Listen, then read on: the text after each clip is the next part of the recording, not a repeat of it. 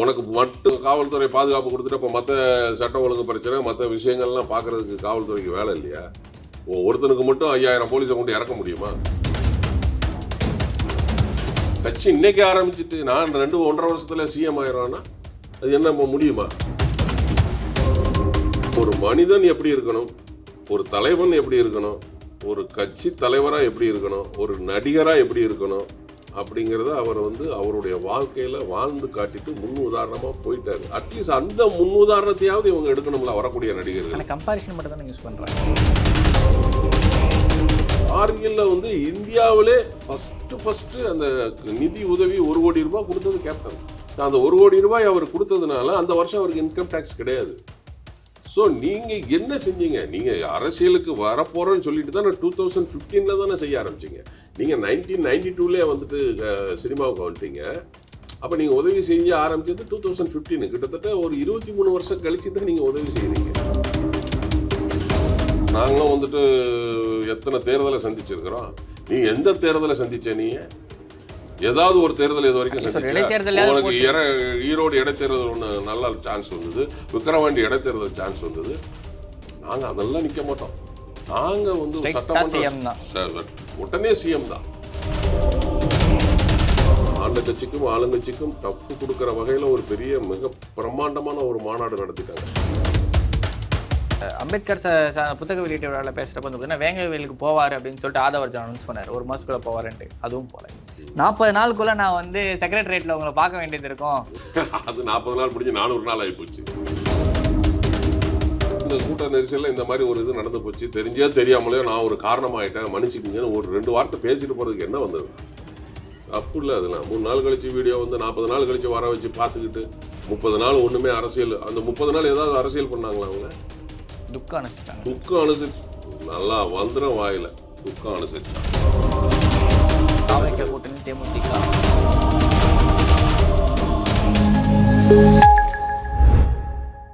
ராஜஸ்நேயர்களுக்கு வணக்கம். அரசியல் பல பரபரப்பான கட்டங்களை நோக்கி நகர்ந்து கொண்டு இருக்கிறது. அது குறித்து விவாதிக்க தேசிய முற்போக்கு திராவிட கழகத்தின் செய்தி தொடர்பாளர் திரு மீசை ராஜேந்திரன் அவர்கள் நம்முடைய இருந்திருக்கார். வணக்கம் சார். வணக்கம் ராஜா, எப்படி இருக்கிறீங்க? நல்லா இருக்கேன் சார். நீங்க எப்படி இருக்கீங்க? நல்லா இருக்கேன். நாதஸ் நேயர்களுக்கு அன்பான வணக்கம். சொல்லுங்க. அப்படி பொங்கல் வாழ்த்து சொல்லிடுங்க நேயர்களுக்கு. நாதஸ் நேயர்களுக்கு இனிய பொங்கல் நல் வாழ்த்துக்கள். சார், ஆக்சுவலி பொங்கல் செலிப்ரேஷனாக கட்சி பார்ட்டி சாப்பிட முடிச்சிருந்தீங்க. கூட்டணி யாரோட அப்படின்ற ஒரு பேச்சு இருந்துகிட்டே இருக்குது. மாநாட்டில் சொல்கிறேன்னு சொல்லியிருந்தீங்க. மாநாட்டிலையுமே அவங்க சொல்லலை. ஒரு வெகு விரைவில் அறிவிக்கப்படும்ன்ற மாதிரி விஷயங்கள் சொல்லிட்டு இருக்காங்க. ஒரு பெரிய கட்சி வரப்போகுது கூட்டணிக்கு, 2-3 நாள் ஒரு நல்ல தகவல் வரும்னு சொல்லிட்டு எடப்பாடி அவர்கள் சொல்லியிருந்தார். அந்த நல்ல தகவல் இந்த நல்ல தகவலா அப்படின்ற ஒரு கேள்வி இருக்குது. இல்லை, அதில் அவங்க தெளிவாகவே சொல்லியிருக்காங்களே. மற்ற கட்சிகள்லாம் இன்னும் கூட்டணியை சரியாக இன்னும் வடிவமைக்கலை. அதனால் எல்லாரும் அமைச்சதுக்கப்புறம் நம்ம சொல்லலாம்னு சொல்லிட்டு அவங்க சொல்லிட்டாங்க. ப்ளஸ் இன்னொரு விஷயமும் சேர்த்தே சொன்னாங்க. ஏன்னா தை பிறந்தால் வழி பிறக்கும். அதனால் நம்ம கொஞ்சம் பொறுமையாக எல்லாமே இது பண்ணிட்டு நம்ம நிறைய விஷயங்கள் தமிழ்நாட்டில் மாறப்போகுது அப்படின்ற மாதிரி விஷயங்களும் சேர்த்து சொல்லியிருந்தாங்க. அது எல்லாமே அனுமானங்கள் இருக்கத்தானே செய்யும். உங்களுக்கு ஒரு அனுமானம் இருக்கும், எனக்கு ஒரு அனுமானம் இருக்கும், கட்சி தலைவர்களுக்கு ஒரு அனுமானம் இருக்கும். ஸோ அரசியல்லையும் சினிமாவிலையும் நம்ம என்ன வேணாலும் நடக்கலாம். அதனால் டைம் இருக்கணும். நமக்கு தேர்தலுக்கு இன்னும் ஒரு 3 மாத காலம் 4 மாத காலம் இருக்குது. ஸோ சரியான ஒரு முடிவை பொதுச் செயலாளர் அவர்கள் கரெக்டான நேரத்தில் எடுப்பாங்க. Okay sir. கட்சியோட கட்டமைப்பு எப்படி சார் இருக்குது? ஏன்னா சமீபத்தில் ஒரு சின்ன ஒரு நெருடல் ஒரு சில நிர்வாகிகள் மத்தியில் இருந்த மாதிரி ஒரு சலசலப்பு இருந்துச்சு. விஜய் பிரபன் அவர்களுக்கு போஸ்டிங் கொடுக்குறப்ப இப்போ கட்சி பார்த்தீங்கன்னா ஒரு மாநாடு ஒரு பெரிய லெவலில் போட்டு ஒரு மிக பிரம்மாண்டமாக இப்போ இருக்க கரண்ட் பார்ட்டிஸோட டஃப் கொடுக்குற மாதிரி ஒரு பெரிய மாநாடு ஒன்று போட்டிருக்கீங்க. ஆனால் கடந்த 2 தேர்தலில் இந்த ஓட் பேங்க்ன்றது ரொம்பவே சரிஞ்சிருந்துச்சு. இந்த விஷயத்தை இப்போ திருப்பி பிங் பேக் பண்ணி 2026 மீண்டும் ஒரு மிகப்பெரிய சக்தியாக தேமுதிக வருமான்ற ஒரு கேள்வி இருக்குல்ல? இல்லை, அதாவது ஓட் பேங்குங்கிறது இந்த கடந்த பாராளுமன்ற தேர்தலில் அவங்க 5 தொகுதியில் நம்ம நின்னோம். அந்த 5 தொகுதியை கணக்கு பண்ணி அவங்க சொன்னாங்க. அது 2.something அப்படிங்கிறது. நீங்கள் டோட்டலாக 40 தொகுதியும் சேர்த்து நீங்கள் கணக்கு பண்ணீங்கன்னா அது எங்கேயோ போயிடும். 6%, 7%, 8% போயிடும். அது என்ன கால்குலேஷன் போடுறாங்கன்னு தெரில. இந்த 5 தொகுதியை மட்டும் தருவாங்க. ஏன் மற்ற 35 தொகுதியில் தேமுதிக ஓட்டு கிடையாதா? நம்ம அதையெல்லாம் பார்க்கணும்ல. ஸோ இன்றைக்கி நீங்கள் சொன்ன மாதிரி ஆண்ட கட்சிக்கும் ஆளுங்கட்சிக்கும் டஃப் கொடுக்குற வகையில் ஒரு பெரிய மிக பிரம்மாண்டமான ஒரு மாநாடு நடத்திட்டாங்க. மற்ற கட்சிகளாவது எங்கள் அந்நியார் சொன்ன மாதிரி சோறு பீரு பிரியாணின்னு சொல்லி கொடுத்தா தான் வருவாங்க. ஆனால் எங்கள் கட்சியில் நாங்கள் பார்த்தோம்ல, அதாவது தன்னிச்சையான ஒரு எழுச்சியான ஒரு கூட்டம். அவங்களே சாப்பாடை கட்டி வீட்டில இருந்து எடுத்துட்டு வந்து நம்மலாம் பார்த்தா பைபாஸில் வந்து சாப்பாடு எல்லாரும் வந்து கட்டி எடுத்துட்டு வந்து சாப்பிட்டுட்டு அவங்களே வந்து தன்னெழுச்சியா வந்து அவங்களே வண்டி அமர்த்தி அவங்களே வந்து அது வந்து உண்மையிலே வந்து கேப்டன் மேலே உள்ள ஒரு அபிமானத்தில் தான் அவங்க வந்தாங்க. ஸோ நீங்கள் சொன்ன மாதிரி ஆளுங்கட்சி ஆண்ட கட்சிக்கு ஒரு ஈக்குவலான ஒரு டஃப்பான ஒரு மாநாடு தான். ஏன்னா ஒரு சக்ஸஸ் மாநாடு தான் அது. சமீபத்தில் விஜய் அவர்கள் பார்ட்டி ஆரம்பிச்சதுக்கப்புறமா வந்து பார்த்தீங்கன்னா ஒரு சில விஷயங்களை தேமுதிக சொல்லிருந்துச்சு. அவருங்க தம்பி மாதிரியான விஷயங்களும், அதுக்கப்புறமா விஜயகாந்த் சார் தான் நம்ம விட்டுட்டோம், விஜய் அவர்களை விட்டுறக்கூடாதுன்ற மாதிரியான ஒரு பெர்ஸ்பெக்டிவாக ஒரு சில குரூப்பும் வச்சிருந்தாங்க. விஜய் அவர்களும் விஜயகாந்த் அவர்களுடைய பார்ட்டியும் சேர்றதுக்கான வாய்ப்பு இருக்கா? மீன்ஸ் அலைன்ஸ் மாதிரியான விஷயங்களை சேர்றதுக்கான வாய்ப்பு இருக்கா அப்படின்னு ஒரு கேள்வி இருக்குல்ல. இல்லை, அது ஆக்சுவலாக வந்து அவங்களுடைய தொண்டர்கள் தாவேகாவோட தொண்டர்கள் அவருடைய ரசிகர்கள் தான் வந்து நம்ம வந்து தங்கத்தை இழந்து விட்டோம், வைரத்தை இழந்து விடக்கூடாதுன்னு சொல்லிட்டு மாநாடு பூரா பேனர்லாம் வைக்க ஆரம்பித்தாங்க. கேப்டன் இருக்கும்போது அவங்க வந்து அவங்கள வந்து பார்க்கவும் இல்லை, வந்து பேசவும் இல்லை, கேப்டனை பற்றி ஒரு அறிக்கையும் விடலை. ஸோ இப்போ அவங்களுக்கு வந்து ஓட் பேங்க் தேவைப்படுதுங்கிற காரணத்துக்காக அந்த மாதிரி கூட அவங்க செய்யலாம். அதே மாதிரி நீங்கள் கேட்ட கேள்வி கூட்டணி வரலாமா அப்படின்னு, அதுதான் சொல்கிறேன். அரசியலையும் சினிமாலையும் எது வேணாலும் நடக்கலாம், வரலாம், வராமலையும் இருக்கலாம். மேபி அது நம்ம கையில் கூட்டணி தேமுதிக அது நம்ம கையில் கிடையாதுல்ல. ஏன்னா அந்த நேரத்தில் உள்ள முடிவுகளை பொறுத்து தலைவர்கள் எடுக்கிற முடிவுகள், தொண்டர்கள் எடுக்கிற முடிவுகள், கால சூழ்நிலை அதெல்லாம் பொறுத்து வந்து, ஏன்னா நம்ம முன்னோர் கலைஞர் அவர்களே சொல்லியிருக்கிறாரு, அரசியலில் நிரந்தர நண்பனும் கிடையாது எதிரியும் கிடையாது அப்படின்னு சொல்லிட்டு. ஸோ வந்து வரதுக்கு கூட வாய்ப்பு இருக்கலாம். கிரவுண்ட் லெவலில் ஜெல் ஆகுமான்னு ஒரு கேள்வி இருக்குல்ல. இப்போ இவங்க இந்த மாதிரி போட்டு பரபரப்பாக காமிச்சு ஒரு 10 மீடியா வச்சு பேசிட்டாலுமே கிரவுண்ட் லெவலில் ரியாக்ட் ஆகணும்ல. இப்போ கேப்டன் அவர்களுக்குலாம் கிரவுண்ட் லெவலில் மக்களோட கனெக்டாக இருந்த விஷயனால தான் வந்து பார்த்தீங்கன்னா அவருடைய மறைவின் போது அவ்வளோ ஒரு கூட்டம் வந்துருச்சு. இந்த ஒரு டைமில் இவ்வளோ பெரிய கூட்டம் இவருக்காக வருமா? ஒரு ஆட்சியில் இல்லாதவர், ஒரு சிஎம் ஆகாதவர், இதுக்கு முன்னாடி வந்த கூட்டங்கள் எல்லாமே சிஎம்களுக்காக வந்தது. அண்ணாக்காகவோ, எம்ஜிஆருக்காகவோ, கருணாநிதிக்காகவோ, ஜெயலலிதாக்காகவோ, இவங்களுக்காக சிஎம்காக வந்தது. சிஎம் இல்லாத ஒரு மனுஷனுக்காக இவ்வளோ பெரிய கூட்டம் கூடினது அப்படின்னா கேப்டன் தான். ஏன்னா அவர் வந்து ஆளுங்கட்சியும் இல்லை, ஆண்ட கட்சியும் கிடையாது, அதிகாரத்திலையும் கிடையாது. அப்போ அவர் நடந்துகிட்ட விதம், அவர் மக்களுக்காக செஞ்ச உதவிகள், இதெல்லாம் சேர்த்து தான் அந்த டிசம்பர் 28, 2023 அந்த கூட்டம். ஸோ ஒரு மனிதன் எப்படி இருக்கணும், ஒரு தலைவன் எப்படி இருக்கணும், ஒரு கட்சி தலைவராக எப்படி இருக்கணும், ஒரு நடிகராக எப்படி இருக்கணும் அப்படிங்கிறத அவர் வந்து அவருடைய வாழ்க்கையில் வாழ்ந்து காட்டிட்டு முன் உதாரணமாக போயிட்டாரு. அட்லீஸ்ட் அந்த முன் உதாரணத்தையாவது இவங்க எடுக்கணும்ல வரக்கூடிய நடிகர்கள். கம்பாரிசன் மட்டும் தான் யூஸ் பண்ணுறாங்க. நீங்கள் வெறும் கம்பாரிசன் மட்டுமே பண்ணுறாங்க. அடுத்த எம்ஜிஆர், அடுத்த கேப்டன் அப்படின்ற ஒரு நான் என்ன சொல்கிறேன், நீங்கள் எம்ஜிஆர்னு சொல்கிறீங்க, எம்ஜிஆரை பயன்படுத்துகிறீங்க, நான் தான் எம்ஜிஆர்னு சொல்கிறீங்க. அந்த எம்ஜிஆருக்கான விஷயங்கள் உங்ககிட்ட இருக்கா? எம்ஜிஆர் வந்து தொண்டர்களையும் சரி ரசிகர்களையும் சரி குடும்பமாக பாவித்தார். அதே போல் கேப்டன் அவர்களும் அவருடைய ரசிகர்களையும் தொண்டர்களையும் தன் குடும்பமாக பாவித்தார். நீங்கள் அந்த மாதிரி இல்லையே. 2 பேரோட கட்சி ஆஃபீஸ்க்கும் வீட்டுக்கும் போனால் சோறுன்றது கட்டாயமாக கிடைச்சிடும். அவர் கட்டாயமாக பார்த்து அவரை பார்க்கணும்னா போய் அவர் வீட்டு வாசல்லையோ இல்லை கட்சி ஆஃபீஸ் வாசல்லையும் அவரை பார்த்துட முடியும். 2 பேருமே அப்படி தான். காமாபுரம் போனாலும் அப்படிதான், இதுவாக இருந்தாலும் அப்படிதான். ஆனால் இவர்கிட்ட வீட்டு வாசலில் போனாலும் சரி, கட்சி ஆஃபீஸ் போனாலும் சரி, எங்கே போனாலும் ஒரு பார்க்க முடியாத ஒரு சுச்சுவேஷன் தான். அதுதான் சொல்ல வரேன். அப்போ நீங்கள் தலைவருங்கிறவர் எல்லாரோடையுமே நெருக்கமாக இருக்கணும். சும்மா எம்ஜிஆர் பேரை பயன்படுத்திட்டு நான் தான் எம்ஜிஆர் அப்படின்லாம் சொல்லவே கூடாது. முதல்ல வந்து கம்பாரிசனே பண்ணக்கூடாது. எம்ஜிஆர் எங்கே இருக்கிறாரு, கேப்டன் எங்கே இருக்கிறாரு, நீங்கள் எப்படி இங்கே எங்கே இருக்கிறீங்க, அவங்க 2 பேரும் என்ன உதவிகள் மக்களுக்கு செஞ்சிருக்கிறாங்க, எவ்வளவு செஞ்சிருக்காங்க. இப்போ அந்த ஆடு மாடு கொடுக்குற ஸ்கீம் ஆகட்டும் சரி, வீட்டுக்கே வந்து ரேஷன் ஸ்கீம் இப்போ வந்து தமிழ்நாடு கவர்மெண்ட் அது பார்ஷியலாக வந்து அனௌன்ஸ் பண்ணியிருக்காங்க. தாய்மானவன் திட்டம் அப்படின்னு சொல்லிட்டு வயசானவங்களுக்கு வீட்டுக்கே கொண்டு போய் ரேஷன் கொடுக்குற மாதிரி ஸ்கீம். அவரை ஃபர்ஸ்ட் அனௌன்ஸ் அவர் சொல்லும்போது எல்லாருமே சிரிச்சாங்க. 2006 வாக்கில் அவர் சொல்றப்ப எல்லாருமே சிரிச்சாங்களே. அப்போ பக்கத்தில் ஜெகன்மோகன் ரெட்டி அதை இம்ப்ளிமெண்ட் பண்ணாரு, டெல்லியில் கெஜ்ரிவால் இம்ப்ளிமெண்ட் பண்ணாரு. தமிழ்நாட்டிலேயே கொரோனா டைமில் பாதி இடங்களில் வீட்டை நோக்கி தான் சொல்ல வரேன். நீங்கள் இப்போ கேப்டன் எடுத்துக்கோங்க. கேப்டன் வந்து கட்சிக்கு வரணும், தலைவர் ஆகணும்லாம் அவர் வந்து உதவி செய்யலை. பானன் பிராட்லேயே உதவி செஞ்சார். அவர் தமிழ்நாட்டுக்கு மட்டுமே உதவி செய்யலை. கேப்டனை பார்த்தீங்கன்னா இந்தியா லெவலில் எல்லாத்துக்குமே உதவி செய்யும். குஜராத் பூகம்பத்திலிருந்து ஒரிசா, எல்லா மகாராஷ்டிரா, கார்கில் போர், உத்தரகாண்ட் எல்லா பக்கமுங்க. கார்கில்ல வந்து இந்தியாவிலே ஃபஸ்ட்டு அந்த நிதி உதவி 1 கோடி ரூபாய் கொடுத்தது கேப்டன். அந்த 1 கோடி ரூபாய் அவர் கொடுத்ததுனால அந்த வருஷம் அவருக்கு இன்கம் டேக்ஸ் கிடையாது. புரியுதுங்களா? ஸோ நீங்கள் என்ன செஞ்சீங்க? நீங்கள் அரசியலுக்கு வரப்போகிறோன்னு சொல்லிட்டு தான் 2015 தானே செய்ய ஆரம்பிச்சிங்க. நீங்கள் 1992 வந்துட்டு சினிமாவுக்கு வந்துட்டீங்க. அப்போ நீங்கள் உதவி செய்ய ஆரம்பிச்சது 2015. கிட்டத்தட்ட ஒரு 23 வருஷம் கழிச்சு தான் நீங்கள் உதவி செய்கிறீங்க. அரசியலுக்கு நான் வரப்போகிறேன்னு தெரிஞ்சதுக்கு அப்புறம் தான் நீங்கள் வந்து கல்வி ஊக்கத்தொகை என்ன வந்து என்ன என்ன உணவகம், ஏதோ ஒரு உணவகம், அது இப்போ நடக்கலை. கொஞ்ச நாள் ஒரு மாதம் பண்ணாங்க. விஜய் மக்கள் படிப்பகம்னு அது ஆரம்பிச்சாங்க. அது அதுவும் என்ன வச்சுன்னு தெரியல. படிப்பகம் என்னாச்சு, உணவகம் என்னாச்சுன்னு தெரியல. ஸோ நீங்கள் 8 மணி நேரம் நின்னாரு, ஊக்கத்தொகையை கொடுத்தாரு, அப்படி இப்படிலாம் பில்டப் பண்ணுறாங்க. அப்படி பார்த்தீங்கன்னா கேப்டன் அவர்களும் சரி, இப்போ ஆண்டுகிட்டு இருக்கிற முதலமைச்சர் திரு ஸ்டாலின் ஆகட்டும், எம்ஜிஆர் ஆகட்டும், எவ்வளோ மணி கணக்கில் நின்றுருக்குறாங்க. சும்மா ஒரு 8 மணி நேரம் நின்னதுக்கே வந்து இவ்வளவு தொடர் பிரச்சாரங்கள் கண்டினியூஸா எவ்வளவு. கேப்டன்லாம் 47,000 கிலோமீட்டர் தமிழ்நாடு முழுதும் சுற்றுப்பயணம் பண்ணியிருக்கிறாரு. நீங்கள் சுற்றுப்பயணமே இன்னும் போகவே இல்லையா? போய் 3வது 4வது இதுலேயே வந்து 1008 உங்களுக்கு பிரச்சனை ஆகி போச்சு. புரியுது. கேப்டனும் சரி, எம்ஜிஆரும் சரி, திரு கலைஞர் அவர்களும் சரி, மக்களோட மக்களாகவே பயணிச்சாங்களே. அது மட்டும் இல்லாமல் இப்போ காவல்துறை மீது ஒரு பெரிய குற்றச்சாட்டை டிவிக்கே வச்சுக்கிட்டே இருக்கு. ஆனால் கேப்டன் அவர்கள் பல இடங்களில் காவல்துறை பாதுகாப்பே எனக்கு தேவையில்லை, என் தொண்டர்கள் இருக்காங்க, என்ன அவங்கள மீறி என்னை யார் தொற்ற முடியுன்ற மாதிரி சீக்வன்ஸ்லாம் இறங்கி களத்தில் இறங்கி போராடினார்ல. பாமக எதிர்ப்பு தெரிவிச்சப்போ, திமுக வந்து ஒடுக்கணும்னு நினச்சப்போ, கேப்டன் அவர்களோட பாலிடிக்ஸ்ன்றது கிரவுண்ட் லெவலில் இருந்துச்சு, மக்கள் சப்போர்ட்டாக நின்னாங்களே. அந்த மாதிரி ஒரு விஷயத்தை ஏன் விஜய் பண்ண மாட்டாருன்னு ஒரு கேள்வி இருக்குல்ல. இல்லை, கேப்டனுக்கு வந்து போலீஸ்காரங்களும் சப்போர்ட் பண்ணாங்க. நான் கண்கூடா இல்ல, பார்த்துருக்கேன் இல்ல. சார். ஒரு போராட்டம் நடக்குது சார். ஒரு போராட்டத்துக்கு மேடைக்கு கேப்டனை கையை பிடிச்சி கூப்பிட்டு போகிறதே ஒரு பெரிய காவல்துறை அதிகாரி தான் கூப்பிட்டு போகிறாரு. இல்லை அந்த ஆஸ்பெக்ட்ல சொல்கிறேன். பாதுகாப்பு தரலன்ற மாதிரி இவங்க கம்ப்ளைண்ட்டாக வைக்கிறாங்களே. எனக்கு என் சார், வேற தொண்டர்களே போதும். போலீஸ்காரங்களுக்கு வேற வேலையே கிடையாதா? கிட்டத்தட்ட 8 கோடி மக்கள் மேலே இருக்கிறாங்க. காவல்துறை 1.5 லட்சம் பேர் தான் இருக்கிறாங்க. உனக்கு மட்டும் காவல்துறை பாதுகாப்பு கொடுத்துட்டு அப்போ மற்ற சட்டம் ஒழுங்கு பிரச்சனை, மற்ற விஷயங்கள்லாம் பார்க்குறதுக்கு காவல்துறைக்கு வேலை இல்லையா? ஒருத்தனுக்கு மட்டும் 5000 போலீஸை கொண்டு இறக்க முடியுமா? அப்படி பார்த்தா திருவண்ணாமலை தீபத்துக்கு அவ்வளோ பேர் இருக்கிறது இல்லையா? கேப்டன் வந்து பார்த்தீங்கன்னா, நான் நிறைய இடங்களில் கண்கூடாக பார்த்துருக்குறேன்.